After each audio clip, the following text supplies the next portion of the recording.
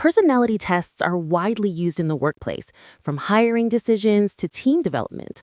One of the most well-known is the 16 personalities model, based on the Myers-Briggs framework. But what does it actually measure, and how should it be used at work? The 16 personalities model organizes people into 16 distinct types based on 4 core dimensions: how you direct your energy, how you process information, how you make decisions, and how you approach structure in your life. Each person falls on one side of each dimension, creating a 4-letter personality type. The first dimension is extroversion versus introversion. This describes where you tend to focus your energy, externally with people and activity, or internally with reflection and focus.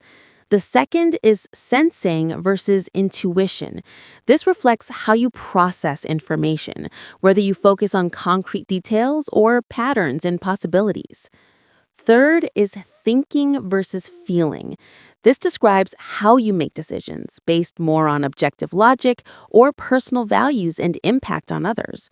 And fourth is judging versus perceiving. This relates to how you approach structure, whether you prefer planning and organization or flexibility and adaptability. Each combination of these 4 dimensions results in one of 16 personality types.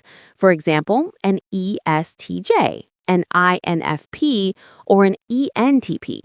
Each type represents a pattern of tendencies, not abilities, not skills, but preferences in how someone approaches work and interaction. To make the model easier to understand, the 16 types are often grouped into 4 broader categories: Traditionalists, or SJs, known for structure, reliability, and practical organization; Experiencers, or SPs, who are action-oriented, adaptable, and hands-on problem solvers; Idealists, or NFs, who focus on people, values, and meaning in their work; and Conceptualizers, or NTs, who are strategic thinkers focused on systems, logic, and long-term planning. These groupings help simplify the model and make it more useful in real-world conversations.